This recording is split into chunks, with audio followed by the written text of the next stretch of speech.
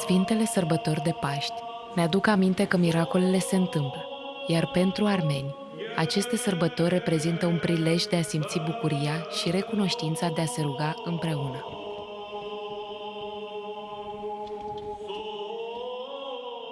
Comunitatea armeană din România este una foarte veche, ea făcându-și simțită prezența în urmă cu mai bine de 1000 de ani. Datorită rolului jucat de armeni și prestigiul acestora, România s-a numărat printre primele țări care a primit cu brațele deschise refugiați armeni din timpul masacrelor din Imperiul Otoman, aceștia denumindu-se acum Rumanahayer. Comunitatea se reunește în toate zilele de duminică și mai ales în Vinerea Mare, în Sâmbăta Învierii și în Sfânta Duminică de Paști. Comunitatea armeană din România, spre deosebire de ceilalți armeni din lume,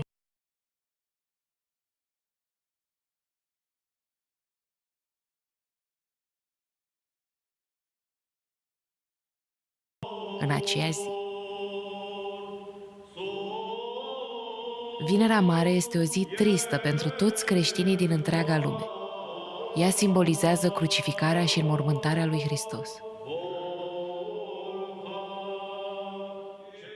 În timpul slujbei, Sfintele Scripturi descriu ultimele ore ale vieții lui Isus. Trădarea, arestul, lepădarea apostolului Petru, procesul condus de Ponțiu Pilat, sentința, patimile, agonia și moartea.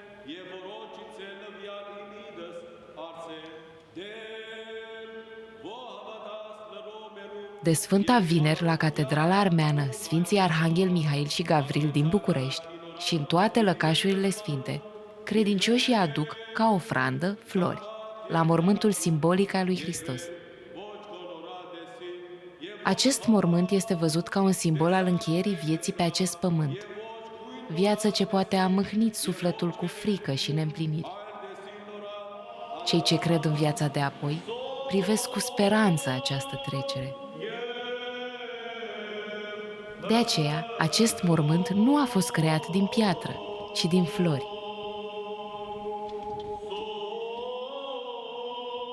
Această reprezentare nu aduce cu sine încheierea existenței noastre, ci din contră. Ea ne aduce aminte de beatitudinea vieții de apoi. Florile sunt o metaforă pentru lumină, înviere și eternitate. Credincioșii înconjoară biserica, fiecare având câte o lumânare aprinsă și fiind conduși de cler.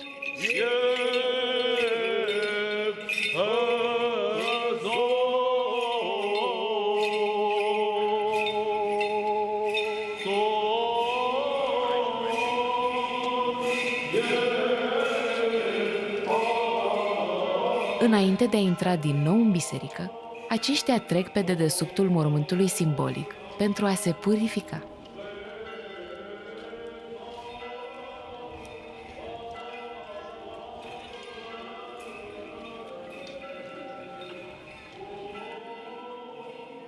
Toate aceste slujbe sunt conduse de arhiepiscopul Datev Hagopian și preotul paroh Esraz Bogdan.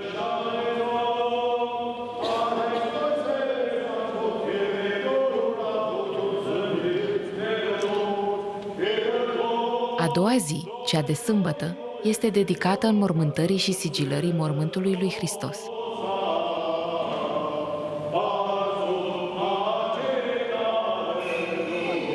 În seara de dinainte, când se pregătea înmormântarea Mântuitorului, preoții locului și fariseii i-au cerut lui Ponțiu Pilat să asigure gărzi în fața mormântului. Hristos a propovăduit că se va ridica din morți în 3 zile, iar aceștia doreau să facă tot posibilul pentru a preveni orice zvon. Corpul lui Isus a fost coborât de pe cruce și înfășurat în giulgiu de Iosif din Arimatea.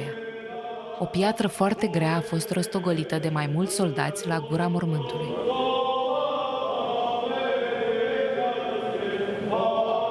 După tradiția iudaică, prima zi este dedicată pregătirii mormântului, iar cea de-a doua, ungerii corpului Mântuitorului cu mir.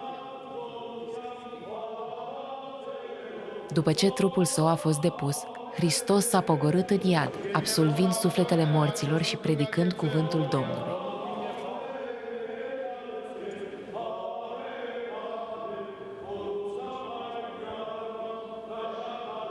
La Catedrala Armeană de pe Bulevardul Carol I, slujba de înviere are loc mai devreme de miezul nopții, pentru a putea oferi credincioșilor din familii mixte oportunitatea de a lua lumină și în bisericile românești.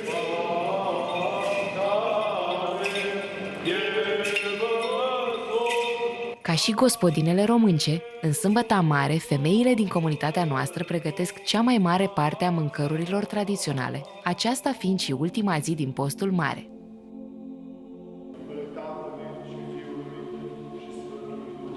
În timpul acestei slujbe, preotul paroh a citit cuvântarea sanctității sale, Carechin al II-lea, patriarh al tuturor armenilor.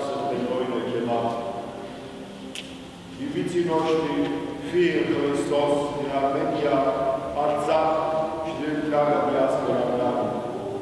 Astăzi, în ziua mare în praznic al învierii Domnului, cântăm aceste stihuri din himnul sărbătorii, dând slavă Domnului și Mântuitorul nostru cel înviat din morți, care cu învierea sa l-a chemat pe toți la viața cea nouă. Cu învierea sa, Hristos a adus în lume lumina cea veșnică ce venea să arunce negrile morți, deschizând calea către fericirea împărăției lui Dumnezeu. Se deschidea drumul unei vieți noi, a nouă, oamenilor. Ne-a fost dat harul de a pășit acest lucru. Învierea lui Hristos este geneza unei vieți noi, a unor oameni noi, eliberați de povara păcatului și de teama morții, reînnoiți spre a trăi în har, a trăit Hristos, învrednicindu-se cu astfel de viețuire pentru a veni lumea cea minunată a vieții cele veșnice.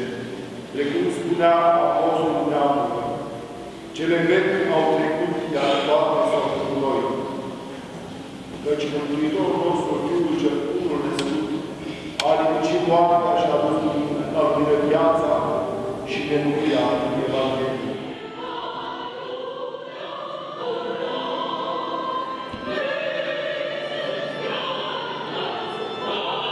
La finalul acestei slujbe, credincioșii primesc lumina sfântă, iar corul cântă împreună cu enoriașii, cu speranță și bucurie. Hristos a înviat din morți, atât în limba armeană, cât și în cea română.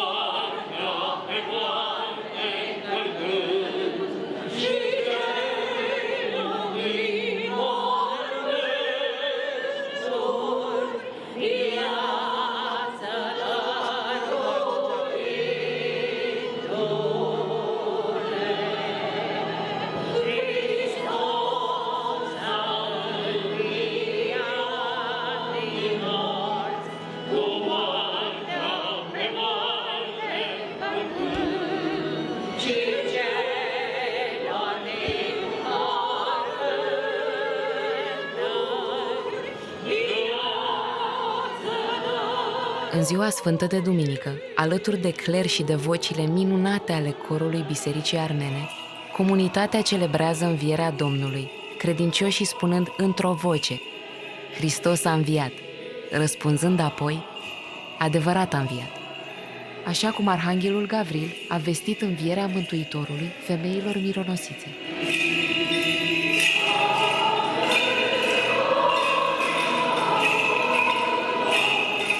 A crede în Dumnezeu înseamnă a accepta și a urma fără slăbiciune sau îndoială cuvântul Domnului, Sfânta Evanghelie, adică a demonstra prin fapte trăirea în Hristos. Iar pentru că Hristos a înviat și viața în Hristos e o viață în veșnicie, El este purure alături de noi. Prin El ne reînnoim viața, prin El ne schimbăm și noi pentru o viață nouă, pentru o lume nouă.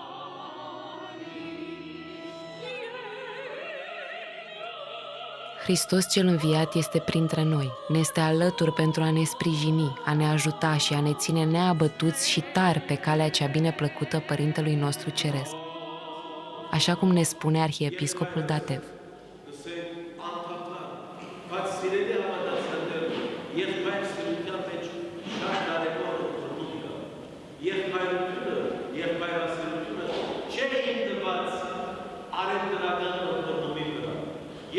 Poporul armean crede de 2 milenii în învierea lui Isus, crede în adevărurile Evangheliilor. De-a lungul veacurilor, armenii și-au dovedit credința aceasta prin fapte și prin încrederea nezdruncinată în mântuirea sufletelor, dar și în mântuirea neamului lor. Iar bunul Dumnezeu ne-a arătat iubirea și purtarea sa de grijă, pogorând pe pământul nostru strămoșesc în chipul celui unul născut, pentru a ne răsplăti credința și a ne întări încrederea în mântuire, întemeiând și biserica cea sfântă, slujitoare și călăuzitoare a neamului armenesc. Prin această sfântă credință, luptăm pentru dăinuirea neamului armenesc, pentru patria noastră și pentru fiii ei, din toate colțurile lumii, din Armenia, Arțah sau din cele mai îndepărtate locuri ale acestui pământ. Credința în învierea Domnului ne-a întărit și ne-a adus încredere în continua înviere a poporului nostru. Vom trăi și vom birui uniți în cuget, în credință, uniți prin sângele vărsat de strămoșii noștri pentru această credință, pentru țară și pentru Hristos.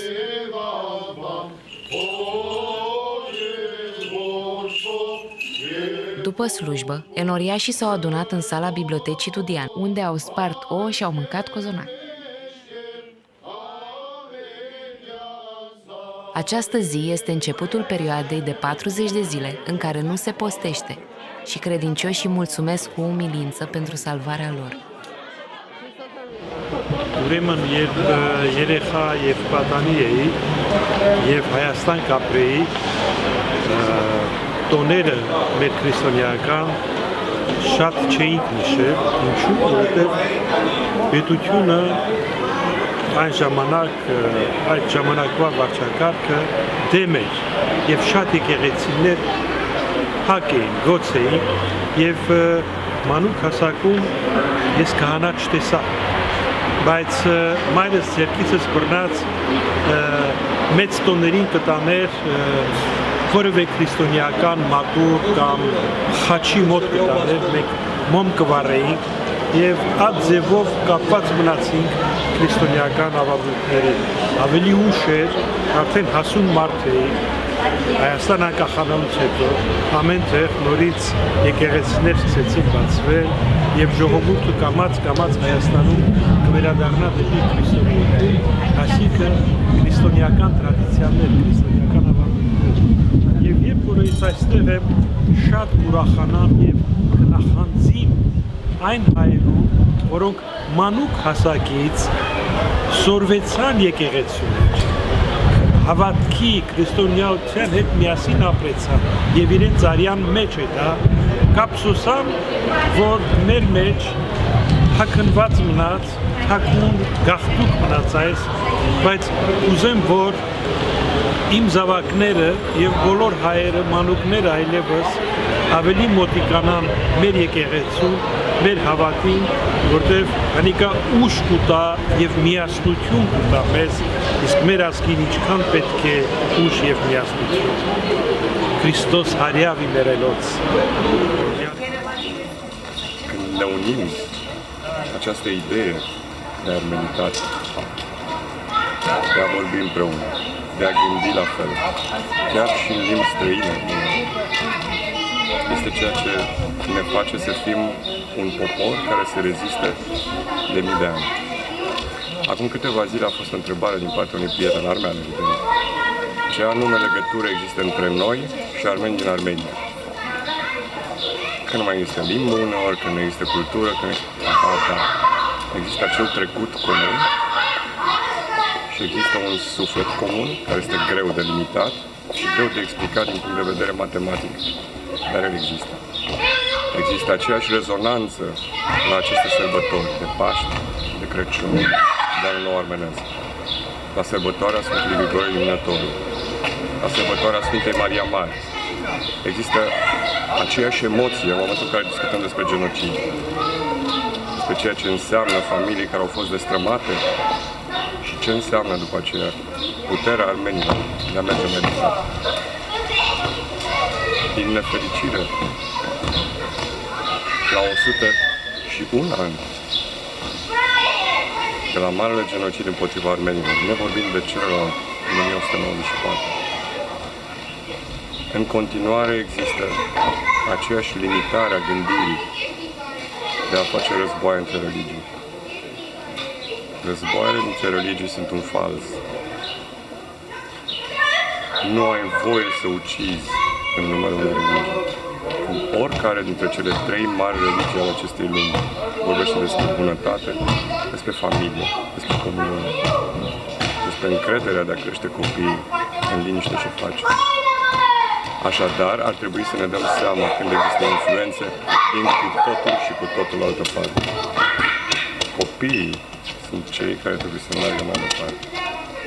Copiii trebuie să ducă mai departe vise de bine, de frumos, de Paști, de ouă, de cazonat cald, de vin roșu mai târziu.